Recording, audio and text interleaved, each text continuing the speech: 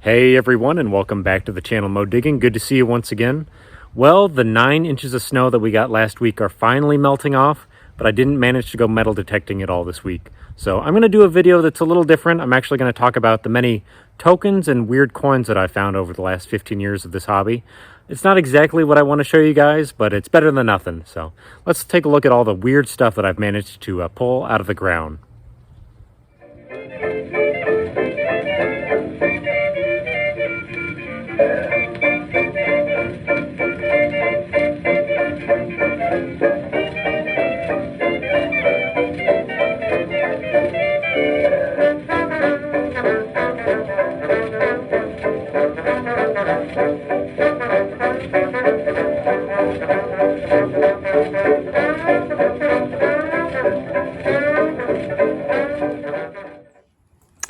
Well, everyone, to start the video off correctly, I thought we would look at some of the more common tokens and oddball coins that I think most metal detectorists find.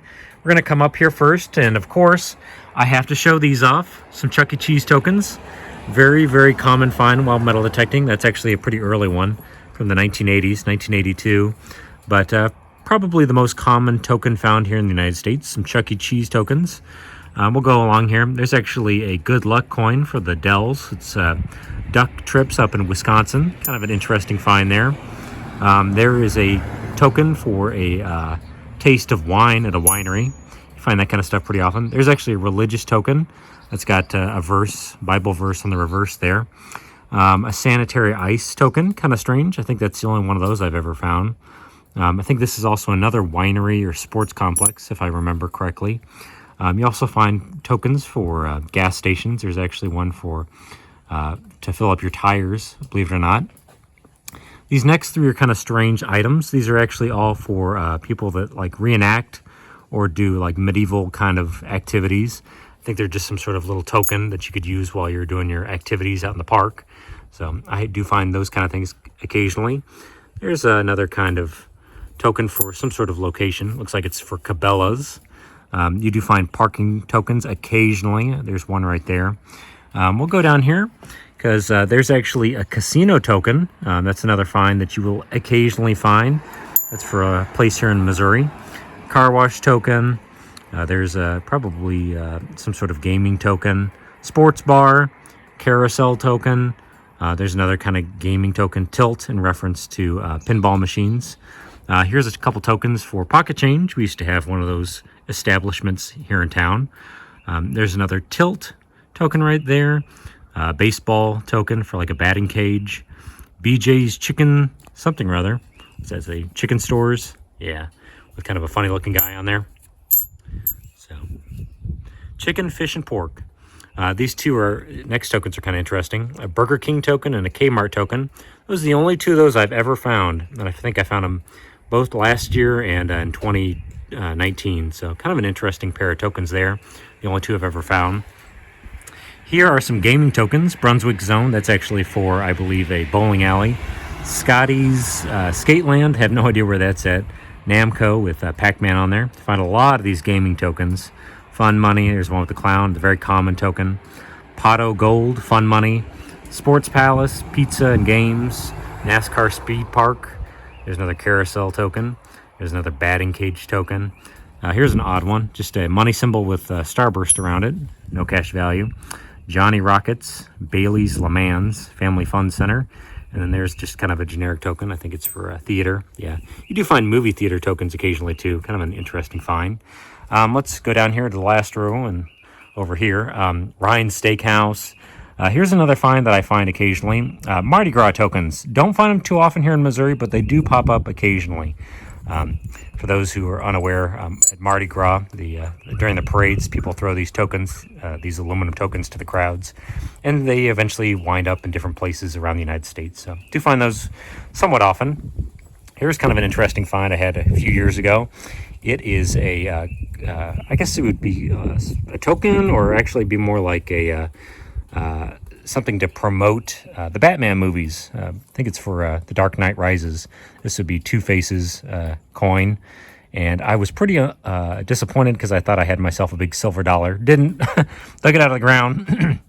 I was a little disappointed with that, but that's promotion for a movie, so I guess it's kind of like a token. Here's some Pepsi tokens. These are for concessions like at fairs or some sort of event. You would receive one of these and you could go up to the concession stand and get yourself a drink. So find that kind of stuff occasionally. You will find those. We're going to come up here and look at these last few things. Here's my luck. I have found 2 of these aluminum Space Jam tokens over the years. I think you would get this in a box of cereal. There's some kind of strange looking aliens on there. Triceratops coin or token. It's really something for kids. There's a couple of other dinosaur tokens. These are probably out of boxes of cereal too. There's a Reader's Digest token, sweepstakes token. There's a token that you would also receive promotionally for the Olympic Games back in 1996. Kind of interesting there. A token for Look Magazine, Grant's Farm in St. Louis. Here's also a token for food, Royal Oaks. That's actually for rehab. Winnipeg coin. I don't know if this would be considered a token, but it is kind of an interesting find. It's for the Royal Mint, I believe, Canadian Mint. So odd find there. And then last of all on this board is Mr. Mime token for a kid for Pokemon. So you do find some pretty interesting stuff. This is all pretty much modern. So we'll go on to the next group of items. Up next, we have what I would consider some of the more historic tokens that I found. It's pretty interesting stuff. We're actually going to come over here first because I pulled some tokens out of my coin collection that I have. I have a pretty extensive coin collection, and in there I do have some cool tokens. There's actually a token depicting Admiral Dewey, a hero of the Spanish-American War, and it's a token promoting a store, so for $10 off of overcoats and suits. So kind of cool. Dates probably 1900 to 1910. Kind of the same with this token. There's George Washington on there, 1908. And then on the reverse, you have information for another store for $5 off of some sort of purchase. So kind of cool. Quigley's, not sure exactly what they sold, but kind of a cool token. You also have Masonic tokens. All of these have not been dug by me. These are all just stuff that I have in my collection. But this is a Masonic coin. People occasionally find these. I was fortunate enough to find one about 1.5 years ago, but kind of a neat little Masonic coin from Kansas from 1916. It's commemorating the 50th anniversary of this specific Masonic temple. So 1916. You occasionally will find these too. This is a neat coin. It's a 1/2 cent from Canada, and it's actually a Canadian bank token. In 1837, there was a panic in the United States and Canada, and there was a shortage of coinage. So many institutions actually created coins or tokens so that people could actually circulate and purchase things. So it's not legal tender up in Canada. It was actually created by the banks, and it was kind of the same here in the United States. A lot of tokens were created just so that there would be money in circulation. There's a Jimmy Carter penny from 1976, celebrating the bicentennial when he was elected. From peanut farmer to president of the USA. So kind of cool. You do find that kind of stuff occasionally. I was going to mention too, this is in the same vein as these next few items, this Canadian bank token. These are Civil War tokens that I have in my collection. During the American Civil War, they had a big issue too with coinage, especially silver and gold, but it was the same with copper coins. They just did not have enough circulating currency, and so a lot of businesses and private enterprises actually created currency during that era, and these are a few of them. This is actually someplace out of New York, I believe. Kind of an odd-looking coin. Gustavus Lindenmuller from New York, so that's actually a Civil War token. Here's another one from Buffalo, New York. A lot of them have the Indian head there on the front, meant to kind of replicate the circulating Indian head sent from that era. 1863 down at the bottom, I believe. 63, 63. And then it's got information there in the reverse regarding the business. Frames, newspapers, Seneca Falls, New York, or Buffalo, I should say. So kind of a neat token. Here's a few more of them. These are kind of more generic ones, but I got George Washington on there. Very common depiction. 1 cent. It actually says not 1 cent because this was not legal currency in the era. It was just tokens created by, again, private enterprises trying to get circulating money back in the system. This is an Army and Navy Civil War token with Liberty on there, with wearing a Phrygian cap. So pretty cool. But we are going to come back over here and look at this stuff real quickly. There's just a Keep Me Good Luck token. These are really very common. There would normally be a penny in there. This is actually aluminum, but out of St. Joseph, Missouri. a paint and wallpaper company. Here is the one and only Masonic coin I've ever found. It was actually just below the Gras where I found it, so somebody had it in their pocket for a long time. This is also, I believe, this is actually out of Missouri, maybe Moberly, Missouri token for the Masonic Lodge up there. Kind of cool for the Freemasons. Here's one of my favorite finds I've ever had, token-wise. There's Charles Lindbergh, 1927, when he flew solo across the Atlantic. It was a big event back then. He was the first person to fly solo across the Atlantic Ocean. Kind of some oddball stuff. There's an epilepsy token from the 1920s or 30s. Another good luck token right there. You also get old city bus tokens. Here's a few of the local ones I've dug up. I didn't dig that one up. That's actually out of my collection, District of Columbia bus fare. There's a really poor condition Red Goose Shoe Company token for $1 off of a purchase. So not in very good shape. Very thin piece of aluminum. Didn't survive in the ground very well. The Fraternal Order of Eagles token right there. Kind of a neat find. It's celebrating, looks like the 50th anniversary of that institution. This is some other pretty common finds. This is actually a Cracker Jack prize for Millard Fillmore. I believe that's from the 1930s. You find a lot of that kind of stuff. Back in the day, Cracker Jack actually would include a token or something metallic. These are also very common finds, like I mentioned. Back in the day, a lot of gas stations would give you a prize when you would go and buy some gasoline, especially in the 70s, I believe. They were really trying to promote people to come and buy gasoline. There's one for Shell Oil with Albert Einstein on it. And then there's one with the Pierce Aero Model 66 for some other gas station. Sunco, it looks like. So kind of cool. Here's another really interesting token that I found years ago for the National Boy Scout Jamboree at Valley Forge in 1950. Beautiful condition. It survived in the ground pretty well, but neat coin. Here's an oddball find that I had years ago, a Vietnam veteran in recovery token. Somebody would have carried this in their pocket. Some Vietnam veteran that was struggling with drugs or alcohol, unfortunately. You do find this kind of stuff very common. A lot of tokens were meant to promote milk. I find a lot of milk tokens. Here's one for a local place. I found all these over the years. Good for 1 pint of milk. So pretty cool right there. Here's $25 in credit for Street Side Records. This was a record store here in Missouri back in the day. It's since gone out of business, but $25 at Street Side Records is pretty good. Big aluminum token right there. Here's a token I found last year for someplace out in the West. I think it's out of Arizona. Pierce Mercantile Company, 50 cents in credit, store credit. Found this last year as well. Statue of Liberty token. It's actually made of some copper from the Statue of Liberty, commemorating the 100th anniversary of that statue, 1986. These are very common finds as well. Soap tokens. Here's a few for like lava soap right here, ivory soap. Can't remember what this one is, but these aluminum soap tokens from the 1920s and 30s are very common finds for cakes of soap. There's another token right there for milk, I think, maybe for a loaf of bread. Let's see. Oop, got upside down. Yep. Good for 1 5-cent loaf of bread. So these aluminum tokens are very common. Not sure where that's at. Naismith and Heiberg or something like that.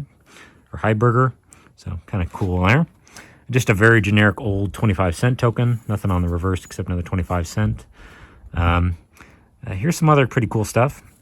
You do get tokens that promote goods and services. Here's one for Dodge trucks for good luck.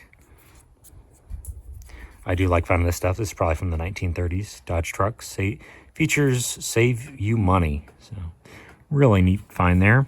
Here's another really interesting find that I've never been able to find information on. Bonner's Steam Bakery. This is another one that's good for 1 loaf of bread. Cleaned it up a little bit because it was so badly corroded. You can see where the corrosion is really eaten into that token.